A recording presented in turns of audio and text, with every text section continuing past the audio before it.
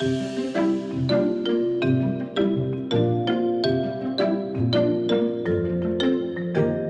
welcome to Transform Gov, the digital government podcast, where we share real stories about how data and technology are changing public services.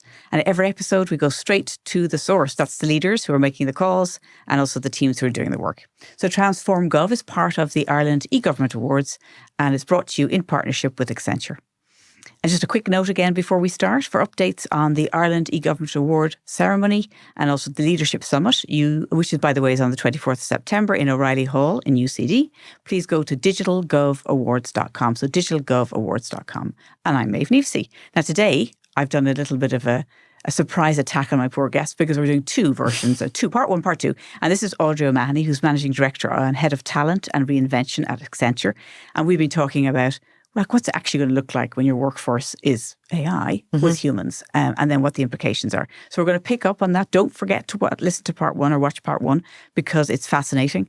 It's very practical, and I think it gives you a really good roadmap for what's probably coming down the line. So let's go back to where we were slightly. So if I'm a public sector leader, and I'm starting tomorrow, and I'm saying, right, I want to really make this work for us. Yeah. And I'm not just talking about, kind of isolated tools. Yeah. I want to do an end-to-end. Like, where do you begin? Yeah, that's a good question. Is there ever there probably isn't the perfect jump-off point, right? But I think leading with value, right? Let's start with what are your biggest pain points, or what is the biggest opportunity that you want to seize within your organisation? And I think if you look at the services across the public sector, I think there is a general theme of, there's always more to do than the capability and capacity that's there. So really identifying and honing in on that within your organisation and getting very, very clear. I mean, often transformation programs, I think, lose their way because they aren't actually really, really clear on their intent. So I think getting clear on what you want to do. I suppose what's different about the public sector, not to interrupt you, is that it's not a P&L issue. Yeah. It's, it's like we've limited resources, but we've so much to do. Yeah, yes, and so that's a huge thing. I mean, absolutely. And I think there are government agencies that are actually already really embracing that, recognising that. Even if you look at the government ambition, which is that all public services would be 90% of public services would be fully digitally available by 2030. Yeah, right? That is a huge ambition. AI has a massive role, I think, to play in accelerating that journey and also just being an enabler for that. So if we think about that as an ambition, right, you kind of say, well, if that is actually where you need to get to, well then, what are the ingredients that you really want to get right? We talk in Accenture about 5 imperatives. The first one is leading with value. The second one is around your digital and data core, right? You may need to, it isn't as straightforward that you can acquire, depending on your architecture and depending on your estate. But it's very unusual that you would be able to quickly, rapidly deploy an agentic capability at scale across your organisation unless you have the right, typically cloud platforms in place, and that you've got the right data and architecture in place. So we have to recognise that that's a journey that I think a lot of organisations do need to go on. I think that the next thing, and I'm seeing this myself with my own clients, is we talk about the umbrella of responsible AI, but really that is actually around risk management and control. And so really bringing the agents in your organisation who manage risk, who assess on risk, I would say doubling down on building their fluency and their awareness of what you're trying to achieve, because in many ways they are the professionals who I think will determine the pace of which that the organisation can move. I think then you also activate a whole work stream on people and reskilling and how we're going to bring people with us. Because ultimately when you deploy this technology, because actually once you get the basics in terms of the technology architecture, layering on agentic after that can be quite straightforward. And we're seeing so much agentic become available through our enterprise applications now. So a lot of organisations are getting to exploit that, but then actually can your people work with it? Yes. So they're the kind of the work streams that we sort of see typically firing up. Now, for some organisations, that's federated across different functions and they're able to do it. In other organisations, it's centralised into their CIO kind of world. What we're also seeing is a lot of organisations very typically and deliberately set up what they call an AI centre of excellence or capability hub. And that's acting in a hub and spoke way. And that might have 2 or 3 different tracks. One of it might be a major program. Others might be making sure personal productivity is available across the organization. And then others is, prototyping and building agentic capability, which over time then can be scaled. And so being, I think, quite programmatic about it and bringing that discipline, I think, to bear, rather than just having, I think, pilots happening in lots of different pockets across an organization. I think that's what we're seeing.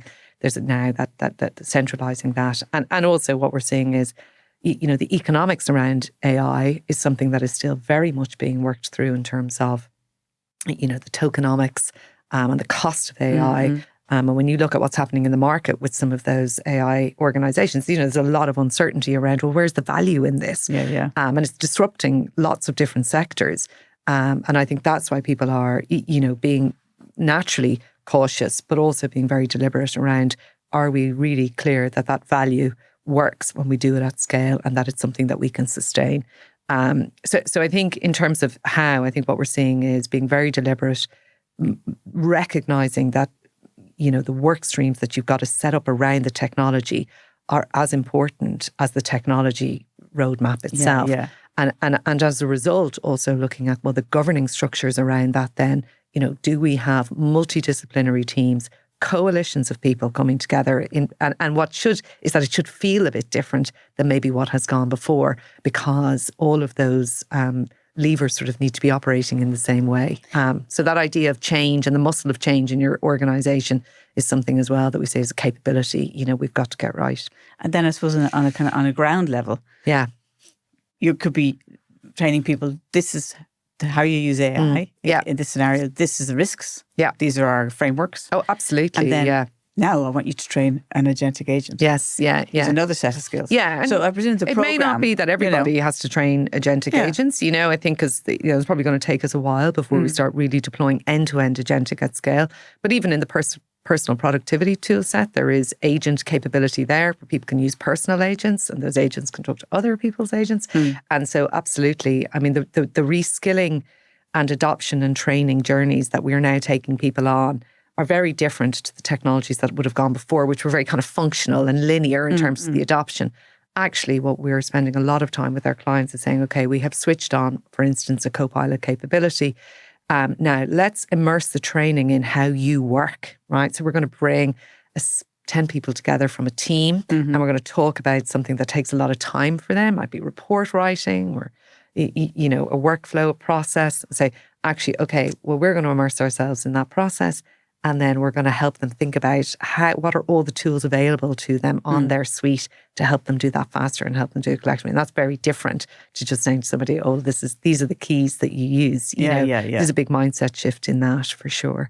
Yeah. And I suppose if we pull back a little bit further and we say, okay, so AI can improve public services. Yeah. And you have to think about that at a kind of a very high level and then work your way down. And I think you've really laid out that landscape. Yeah. But then there's another role of government and the state that is, let's make sure our workforce is going to keep up with this change. Yeah, for sure. So I know that when you spoke in your report, people will see that you're suggesting government, education. And employers themselves. Yeah. So talk to us about how are we going to make sure we're not left behind? I know it's a terrible overused term, but this is not like anything before. It isn't. And I think, I think the first thing I would say is I think Ireland has a lot to be excited about. If you speak to the IDA or Enterprise Ireland or frankly any employer in Ireland, particularly any that's come through kind of foreign direct investment, the consistent number one theme is that organisations come to Ireland or are in Ireland because of our talent profile. So, what we have built over the last 50 years in terms of our education infrastructure and what that has done for us as a workforce actually has positioned us unbelievably well for this moment. And there's no doubt about it. But I think what we were trying to get across in the report is we've got to go again, right? And we've got to be incredibly intentional about, well, what are the changes now that we need to make and how do we build actually on that foundation, given that foundation is everything to us from an economic perspective, and to recognise, the criticality of bringing our workforce, not just the next generation of workforce, our existing workforce, on a journey to embrace, effectively this intelligence era. And I think you're quite right, maybe, we spent a lot of time reflecting on this because IBEC obviously have a very specific role in terms of how they engage with government and how they represent their clients into government, a lot of what they were seeing out in the market was reflective of what we were seeing with our clients. And so we kind of stepped back from it and said, okay, well, the reskilling agenda, a national reskilling agenda, not one initiative led out by one party can solve for that. I think it's incredibly unfair, actually, to expect education to move at the pace and have, the next generation of people coming through and be role ready. And frankly, I don't think education has ever had that responsibility, actually. We have to protect our education system, education for education's sake. And there'll be a lot of debate in that, right, in terms of, but what the purpose of the education. But there's no doubt about it, when you talk to educators, particularly third level educators, they're incredibly conscious of the changes that they need to make to get the next generation of graduates through and ready for work. And that, I think that's happening already. I think there's been incredible initiatives run out of universities, and we've seen them adapt, because they were one of the first, I think, that had to very quickly adapt to what AI meant in terms of how we learn. I think that's a huge thing for educators. That said, when it comes to education, one of the suggestions or the recommendations from the report is for us to think differently about the remit of education, and actually, how do we make sure that Maeve, the likes of you or I, who are in work, have access and ready access and are encouraged to dip back into education to ensure our ongoing relevance. And what does that actually look like? And how do we make sure that the incredible capability, if you like, or the asset that is our education system is evolving, not just in terms of how it teaches and what it teaches. I think there's an element of that, but also who it reaches. And I think that was something that we felt very strongly in the report. We have a disproportionately low intake of education after university or graduate level in Ireland. We have to talk about this. I'm going to have a very short break because we have to have a message from our important partner, Accenture. Back in 2 minutes. Through the power of cloud, data and AI, Accenture is helping the public sector by blending human ingenuity, technology and a delivery-focused culture to turn their ambitions into action. Be ready for any challenge by adopting a continuous reinvention mindset to deliver human-centric services that adapt and grow with your needs. Contact the team at Accenture to find out more. So we're back. We're in the second part of part 2 with Audrey O'Mahony from Accenture. We're talking about what's going to happen in the workplace with AI. And we were speaking, I think, about disproportionate number of people in this country that don't go on and continue their education once they start working. Yeah. So that's going to have to change, right? Yeah, I think so. And actually, I think what we're also seeing, though, is that the appetite is there. If you speak to the universities, the uptake of, I suppose, adult learning, I suppose the way we would describe it, was increasing coming out of COVID, but for various different funding reasons and mechanisms, we've started to see that tail off. And so I think we've just got to be really mindful of that. But you do see the universities introducing micro-credentials and, short, sharp, rapid bursts of third level those education interventions for people to access and for them to access digitally and to make them very accessible, I think is a huge part. But I think that's an area where we need to think about how are we encouraging that and how are we making that really easy for people, actually. On a practical level. But I suppose what we're talking about is a deliberate and urgent shift, isn't it? Yeah. It's not like we'll slowly seep through. That's not going to work. No, well, I think the education piece is one, but I think if we were looking to the education sector to help us get the workforce ready in the next 3 to 5 years, because that's where our competitiveness is going to live now in the next 3 to 5 years. I don't think that's a reasonable thing to put on education, actually. No. So that's why we came at it.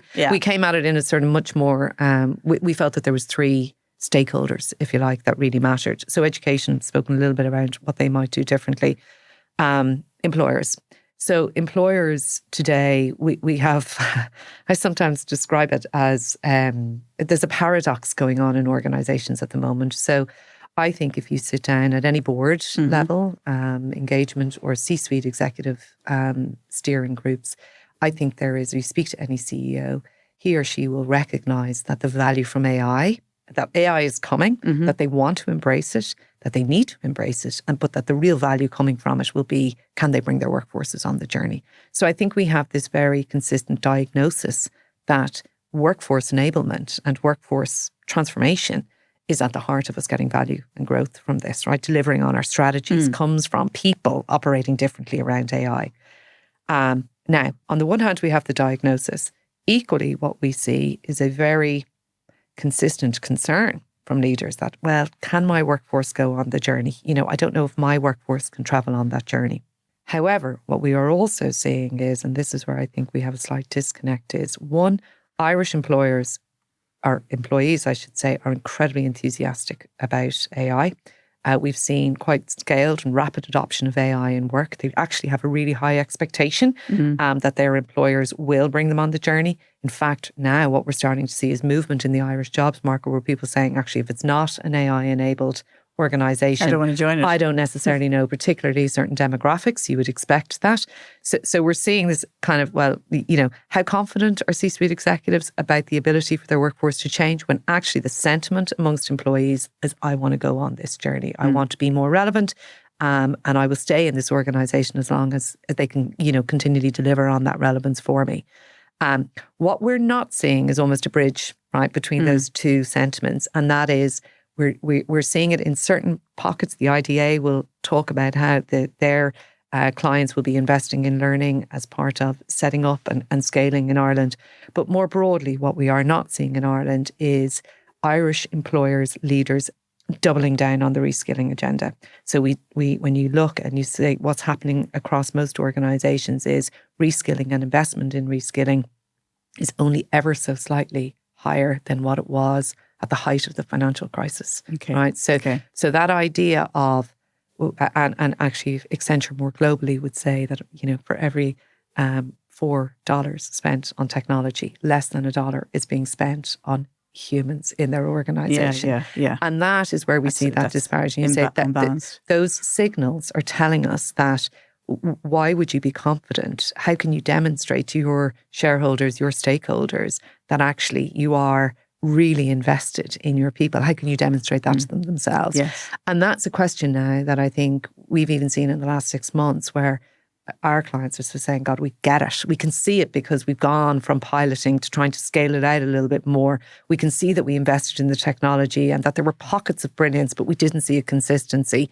We now realise our responsibility. And I think that's what we talk about in the report. It's like, well, what does responsible employment look like now? If you are a scaled employer in Ireland, and it's easier when you have scale because you tend to have the budgets and often the infrastructure to help you get there, what does that look like? And I think for me, a lot of the conversations that I'm having with my clients around, how do you demonstrably show your workforce that if they stay with you in 6 months' time because of your investment in AI, but also because of your investment in them, you're a great organisation to be with.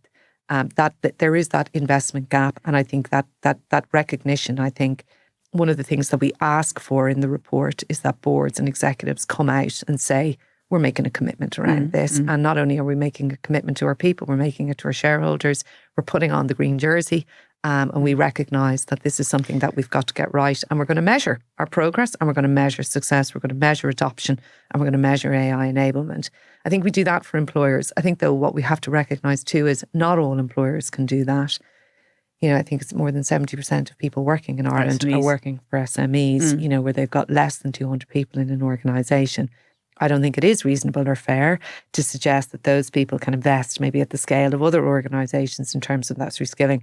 And that brings us really on to, okay, well, if we have education fired up, we've got employers fired up, we've got to have government fired up too, to help and to think about, okay, how do I reach the public in the right way? And is there funding to help me accelerate that? Yeah, and I think again, I think Ireland, the Irish government have done brilliant work, and actually, what gives us some. We have a very distinct advantage in the National Training Fund. So the National Training Fund was set up very specifically and purposefully to do this, and so that people could access and reach that. And some of the conversations that we've been having at a governmental level, at a national level, has been around, God, how do we activate and amplify that? How do we make sure that that funding really travels as far as it possibly can to reach employers where they are? If you speak to somebody in manufacturing context, it can be hard for them to say, well, I'm able to take 5 site managers out and put them on an AI course. We've got to really think about how do we stretch that funding as far as we can. Some of that is around funding itself, right? And how do we make it available, and how do we use industry bodies to push it through? How do we push it into the right places in education? I think is important. But I think how that funding mechanism is operated, I think there's something that just needs to be looked at there in terms of unleashing it. Advocate then that somebody has to lead this, because it could be that if you've got educators responsible, government responsible, employers responsible, that we end up with a committee. Yeah. So if you were to design based on what you've looked at, what would you do to make sure that doesn't happen? I mean, I think we're definitely talking about an integrated plan, maybe, that would be sponsored by government. And I think there's absolutely the will in government to do that, where you can, draw out the ambition, be very, very specific, be very, very targeted about what we're trying to achieve, but then also recognise that government are the enabler to making that happen on the ground, right? That all of us, no matter what sector we're in, we've got to step up to that accountability and hold ourselves accountable to that. So I think the idea of an integrated plan that is kind of governed centrally by government, I think would be hugely powerful. I think the other thing that we have proposed in the report, which I just think psychologically would be so powerful, is what is our own national narrative around reskilling? I don't think necessarily when you're in Ireland, you realise or appreciate how famous we are for our talent pool outside of Ireland. We are seen as having an incredibly elite workforce. And I think that narrative or that brand is arguably stronger outside of Ireland than it is inside. I love the idea of us claiming that we are going to be, the most AI-enabled workforce in the world, right? The best small country to do business with. The extension of that, I think, is why wouldn't we be the most AI-enabled workforce in the world? And for us, I think there's something that could be done that's really exciting around that, a national campaign and a narrative around that. Because I think we do recognise when we talk about the talent pool in Ireland how special it is. And I think it also, there's an emotional attachment that comes with people wanting to protect that and steward it for the next generation. And I've never spoken to anyone in all of the conversations that I've ever had around reskilling where anyone has ever said, well, that's not for me. Everybody, I think, wants to put their hand and be part of, I think to me it feels like responsible leadership. I think everybody does want to be part of this journey. And I think when you talk to government, I think they absolutely do too. So I do think it's about coming together and recognising that this is multi-pronged. It can be complex, but I think recognising if we come together and we're very, very deliberate, clear on what we're trying to do, clear on the owners of that, then I think we've every reason to be competent about our future. Good. I'm delighted. We're excited. Let's bring it down to some lovely examples of what you're seeing happening in the public sector in terms of what you think is a really good adoption of AI. Because I think it always inspires people to think of it outside of the theory. Yeah. And some of it is... some of it's more visible than others, right? Because I think, I don't think we're in a world yet where we're interacting with services or government agencies and we've maybe hopped onto their website and we're dealing with agentic yet. I don't think we're quite there yet, or not consistently. But what I can say is that we've been really delighted to partner with a number of government agencies on how they are now, and departments on how they are starting to use AI. All of them have a very clear AI strategy, a digital strategy. Typically where we're seeing it in action, it's less visible maybe for people in the public sector, but typically where we're seeing it in action, and this is more broadly, this public sector and more broadly in industry, is actually around compressing transformation timelines. So if you go back to the point that we talked about earlier around one of the things that's going to be required to get AI, up and running in your organisation is that you have that digital and data capability.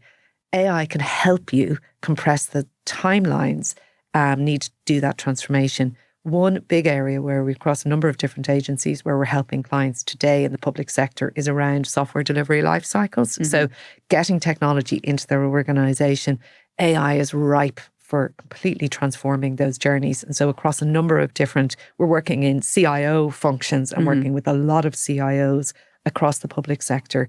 And that is, really allowing them to go, wow, we've a finite number of technology, of a technology workforce. Yeah. This is... you mean writing code? Do you mean writing code? Yeah. And really delivering and, doing the data migration opportunity is huge. Testing. And that's where AI is almost uniquely better than human beings actually in terms of what it can drive out.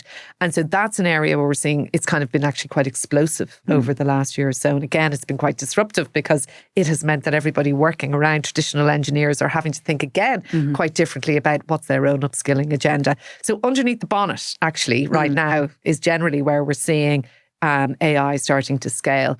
That said, we're also really experiencing massive appetite around, well, what about the front end services? And, when you talk about Ireland at scale and you step back and you think about the demographics and the job of government now and all of the agencies across public service, our population is increasing. Our population is aging and the makeup of our demographic actually is becoming increasingly complex, right? Our needs are going to become increasingly complex. So, I think each agency is facing into an era where we're going to have to do more with less and think very differently about our capacity.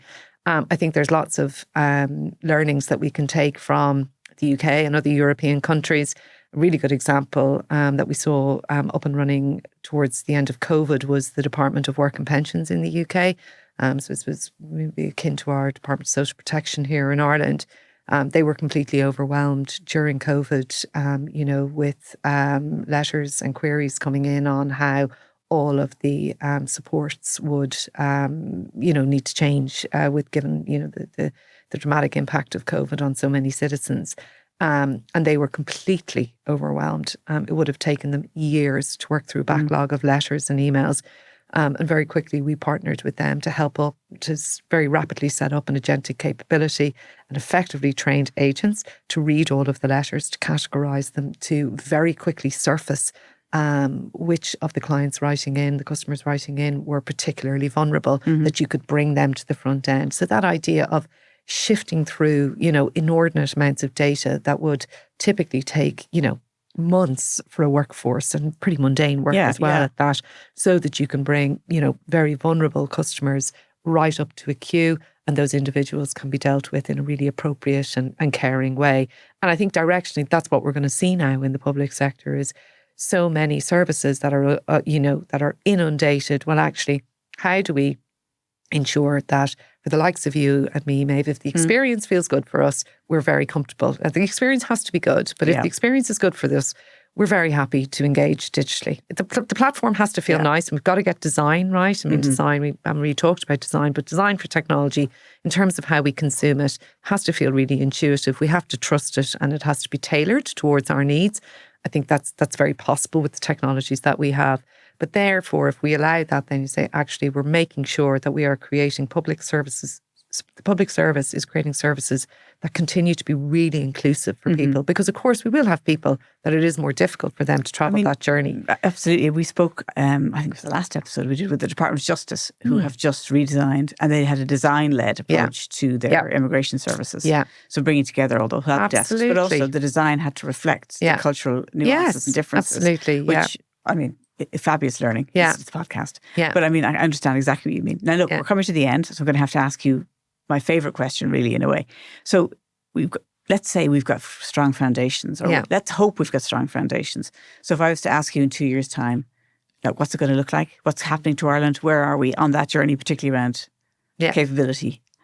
What would you hope to see in place? I mean, I feel I'm a natural optimist and I feel really confident. I'm out with my clients every day and I also have the opportunity to speak to government. I think that there is a general optimism around this and I think we should be really confident. I would like to think that in 2 years' time, everybody working, right, is working with AI in the flow of work, that they're using AI tools, personal productivity, but they are also increasingly becoming comfortable with agentic flows. I think we're on that journey. Do I think it's going to be ubiquitous in 2 years' time? Maybe in certain sectors, but maybe not in others. But I think we'll be in a place where we're feeling much more confident about the opportunity, right? And that we've sort of left this notion of job erosion. And there's things that we've got to be careful about.